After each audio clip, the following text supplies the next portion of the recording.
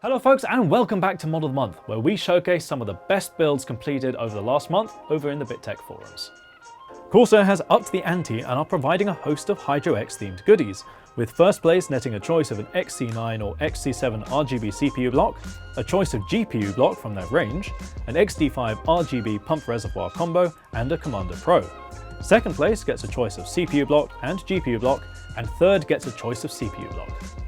As ever, if you want to be in with a chance of taking part and netting some pretty awesome Corsair goodies, all you need to do is have a completed project log posted over on the BitTech forums.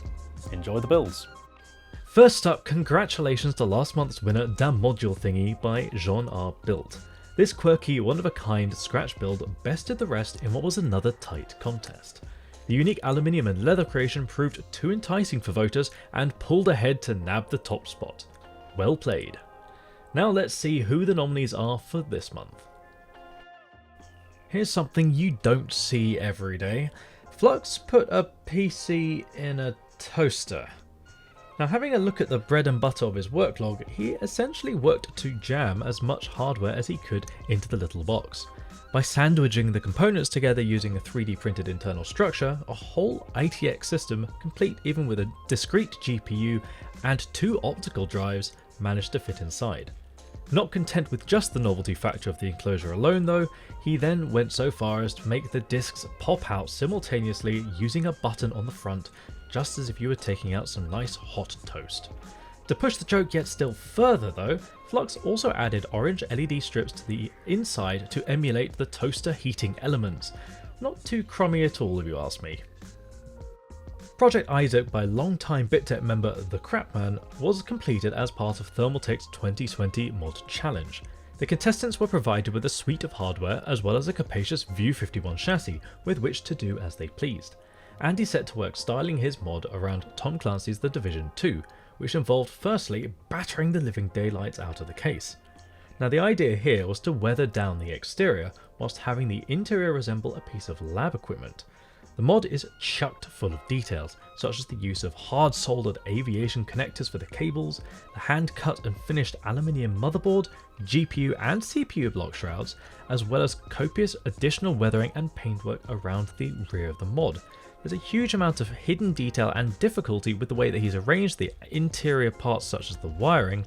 Even though it looks chaotic, it's all planned, and that's pretty tricky. Okay, so it's a bit of a running meme now that RGB PCs are unicorn puke. So with that in mind, Chris decided to embrace it fully and create a unicorn RGB themed rig as his entry in the Thermaltake 2020 Case Mod Challenge, a wee bit of a ballsy move. He set to work crafting sets of acrylic and foam core blanking panels to begin with. Now these serve a couple purposes, firstly to neaten the interior and provide an even white backdrop, and secondly to act as diffusers for the RGB LEDs. Additional unicorn motifs were cut, painted and added to the chassis, along with a large RGB illuminated unicorn on the back panel, banked by fuzzy pom-poms and stickers. The side panel window was then replaced with an acrylic panel with a portion cut out for visibility. The glass panels were then frosted, allowing the RGB fans to diffuse even further, causing the whole case to glow. Osgeld's quick Fortnite build is actually quite an important one in my book, because it's a reminder that modding is what you make of it. I often see comments that you need the latest hardware to mod or all the tools in the world, when in reality that's actually far from the truth. Case in point, built for the 12-year-old son of a work colleague, Osgeld upcycled an old chassis that he had hanging around.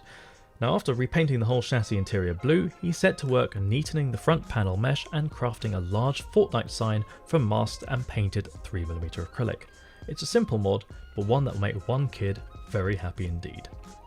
Starting off with a particularly dull EVGA DG77 chassis, what a name, Chris set to work sprucing things up. The first order of the day was repainting the entire chassis silver, as per the name. With the scope of the project being fairly dialed back, the main focus went onto the water cooling system, with Chris adding a CPU loop from AlphaCool to the mix.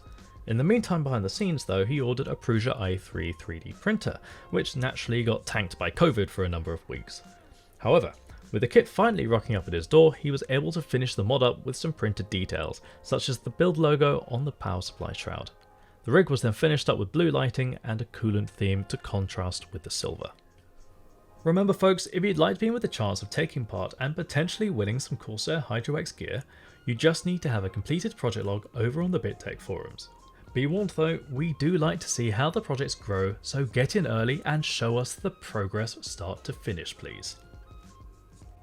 It goes without saying that if you're new to the channel, also don't forget to subscribe as modding really is our jam.